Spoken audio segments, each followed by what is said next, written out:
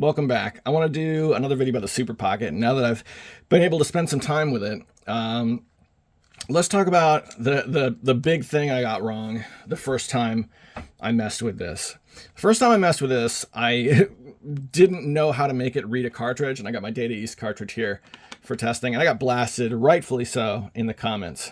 So we're going to load this up, and here we go. So it defaulted, well, now I'm in the Taito menu, so all the games that are built in, right?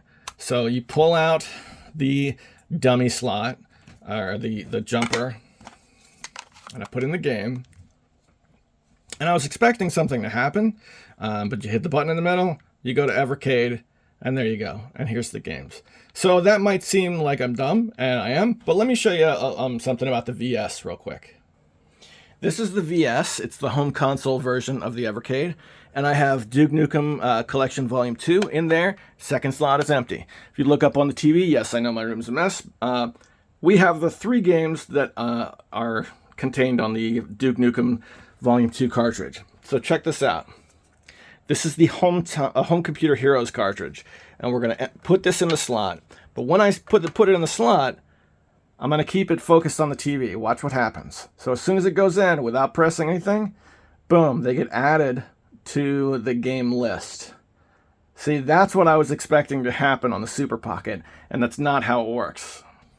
It's a slight detail, but I think it is worth mentioning. Apart from that, we have a matte plastic console that, I'm going to be honest, this feels really good in my hands. I really enjoy playing this, except for one thing, okay? The R1, L1, R2, L2 buttons, they don't feel good. I'm sorry, they don't. They don't. It's not a huge deal because most of the Evercade games that I have don't use these, but a few of them do, namely those Duke Nukem games we just looked at. They don't, there's no place for my fingers to rest naturally, and it might just be the size of my hands, but they don't feel really good. That's just my opinion. The console as a whole does feel really good. And here's something that surprised me about the Evercade I wasn't expecting to happen.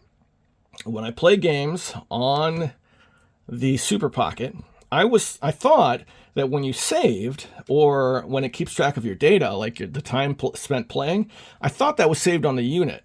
But it's not the case. It actually saves on the cartridge. Let's go back to the VS for a second. So what I've been playing on the Super Pocket primarily was Duke Nukem Advance, because portable game, made for a small screen, it fits. And you can see, time played 20 minutes, I played it twice, I saved a few times, there you go. That all happened on the Super Pocket, so my VS has read that off the cartridge, which I think is really cool and makes the Super Pocket more of a viable answer to play games on. As far as actually playing games in this thing, it feels good. I've only run into, apart from these keys, I've only run into problems twice. And one of them, you can see on the built-in game Space Invaders. I'm looking at the Data East collection again, hang on. Did I do it again? Yeah, I did. Yeah, if you go to Space Invaders, I don't know how well you're going to be able to tell this by looking at the camera, but the sprite size is incredibly tiny. This is very small. It's difficult for me, and it might just be because I'm getting older, to play Space Invaders on this thing. And it sucks because it's a good game. I'm involved in the high score battle for Space Invaders. It's a good one to have in my pocket all the time, but it's really tiny. You can see that it's, I don't know if you can tell or not, but it's, look at the bottom of the heads-up display, the red line. It's letterboxed in a big way in an already small screen. So that's a small gripe, but it's worth mentioning because that's a built-in game, so it's not like I can put this on my VS and play it there. Apart from that, this is the Taito edition. The Taito games are a really good selection, actually. Bubble Bobble in particular is a good game. Elevator Action. I was a big fan of Elevator Action on the Game Boy.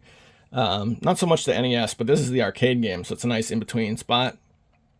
Yeah, a good number of good games, particularly Operation Wolf is another really good one. I wasn't expecting this to be good at all because it's a light gun game, but they set it up with the, similar to the way Bayou Billy does it. I have the reticle and I can move it around with the D-pad, and there you go. I've got a light gun game on the Evercade. I kind of wish I could play this on the VS, but is what it is. So that's my overview of the Super Pocket. It's the unit that got me into Evercade because it dropped the entry fee from over $100 to $60, and I think that's a huge plus for the Evercade.